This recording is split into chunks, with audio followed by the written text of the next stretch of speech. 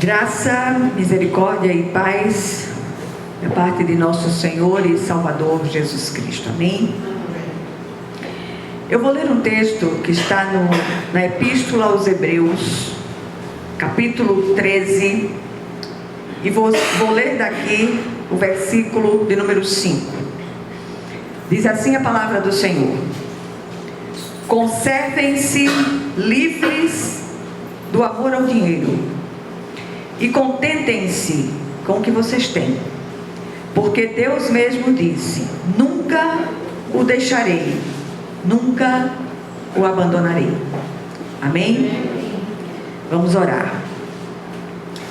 Senhor nosso Deus e nosso Pai celestial, clamamos a Ti, Senhor, confiados no poder que há no sangue de Jesus. Rogamos a Ti que o Senhor venha abrir o nosso entendimento, para que nenhum de nós saia daqui do mesmo modo, mas que sejamos profundamente ministrados pelo Teu Espírito Santo. Que o Senhor fale com toda liberdade aos nossos corações e que nos encha dessa presença viva que é a Tua palavra. Fala conosco, Senhor, porque o Teu povo ouve. Amém. Meus amados, a mensagem de hoje ela é uma chamada à responsabilidade que precisamos ter em relação à palavra de Deus. E hoje eu queria encorajá-los, como povo do Senhor, ao exercício da gratidão. Nunca se viu tanta gente insatisfeita no meio do povo de Deus como em nosso tempo. Reclama-se de tudo e mais alguma coisa. Temos visto, especialmente nos últimos tempos, uma verdadeira epidemia por amealhar coisas, dinheiro, bens. Todos estão empenhados na busca do ter em detrimento do ser. E para se conseguir tal intento, muitos são capazes das mais absurdas ações, mesmo em meio daqueles que se dizem cristãos. E quando eu trago essa palavra, eu não estou falando da necessidade lícita de trabalharmos para suprir as nossas necessidades e as necessidades dos nossos familiares. Não é disso que eu estou falando. Eu estou falando da agonia de se amealhar cada vez mais.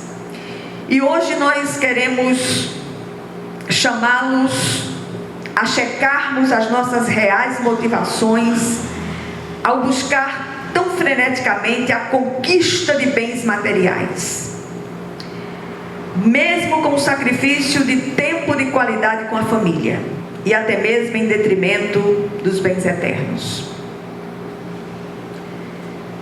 Nunca se viu tanta agonia para se amealhar.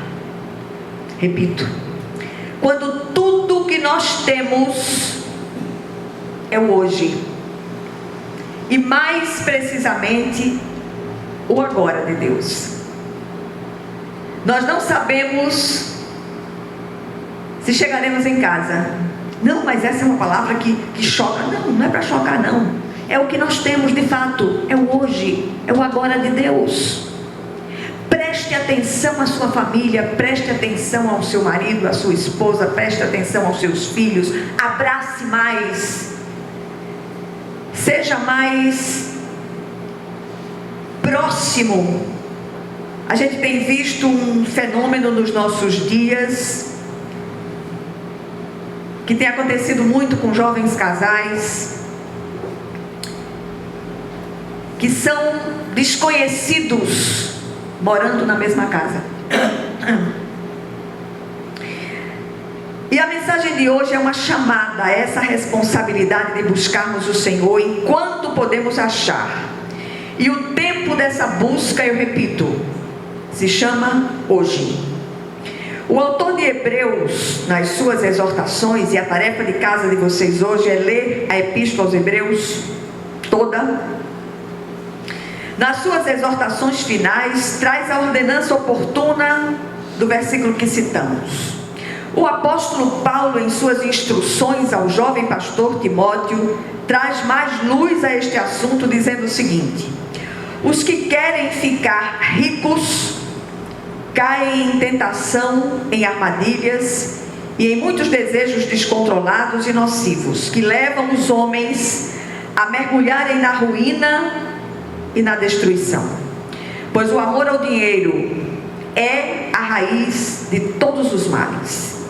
Algumas pessoas, por cobiçarem o dinheiro, desviaram-se da fé e se atormentaram a si mesmas com muitos sofrimentos. E eu repito, não estou falando da necessidade lícita de trabalharmos, de suprirmos as nossas necessidades e as necessidades dos nossos familiares, mas falo da agonia desembestada, foi a palavra que me veio à mente agora, por amealhar, quando tudo que você tem vai ficar aqui. Aquilo que nós levaremos são os bens eternos, que precisam ser guardados em nossos depósitos espirituais. A ordenança que nós lemos no início, ela traz 3 verdades que nos ajudarão a nos livrar da ingratidão. E mais uma vez quero repetir: nunca se viu tanto cristão nominal ingrato a Deus. Se você lançar um olhar à sua volta, quantas necessidades, quantas agonias muitos têm passado, e o Senhor tem preservado a sua vida e a sua família. A primeira ordenança é: conservem-se livres do amor ao dinheiro. Aí eu repito, não estamos falando aqui da necessidade real e lícita de pagar as contas inevitáveis à sobrevivência, mas estamos falando aqui do cuidado para não fazer contas para Deus pagar. Em segundo lugar, ele diz: contentem-se com o que vocês têm. Porque tanta insatisfação e a compulsão por adquirir coisas que nem temos necessidade. Em terceiro lugar, ou a terceira verdade, porque Deus mesmo disse: nunca o deixarei, nunca o abandonarei. Deus é o nosso supridor e nunca nos abandonará. E aí eu queria trazer algumas reflexões a respeito desse assunto. Em primeiro lugar, chequemos as nossas motivações. Será que não lutamos tão freneticamente por um ter voltado à autoglorificação? Não seria isto dar socos no ar e correr atrás do vento? Tudo neste mundo é tão passageiro, tão efêmero. Nesses dias eu recebi várias notícias de pessoas que viviam numa situação financeira abastadíssima, que se coçavam para dentro, sempre com as mãos fechadas. Algumas dessas pessoas partiram de repente e partiram sem o Cristo. Tudo que passaram a vida desesperadamente ajuntando ficou para que os outros usufruam. Em segundo lugar, um coração grato reconhece cada dádiva recebida como presente de Deus. Não há obras meritórias da nossa parte que possa atrair um só olhar de Deus. Tudo que recebemos, a começar pela salvação, é pela graça, mediante a fé. Por falar nisso, você já agradeceu hoje?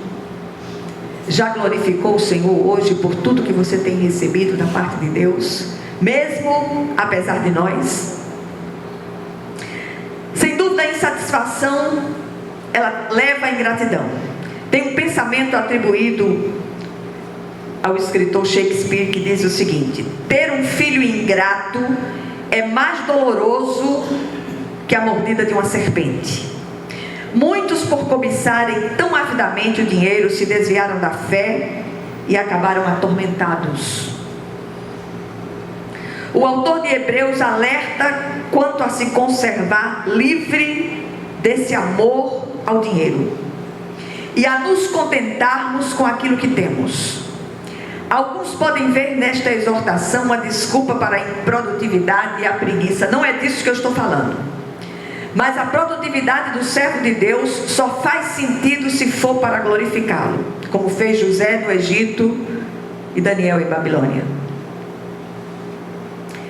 Em terceiro lugar, o apóstolo Paulo, no mesmo texto em que fala a Timóteo, diz o seguinte: de fato, a piedade com contentamento é grande fonte de lucro, pois nada trouxemos para este mundo e dele nada podemos levar. Por isso, tendo o que comer e com que nos vestir, estejamos com isto satisfeitos. Grande conselho da parte do apóstolo, da parte do Espírito de Deus por meio do apóstolo.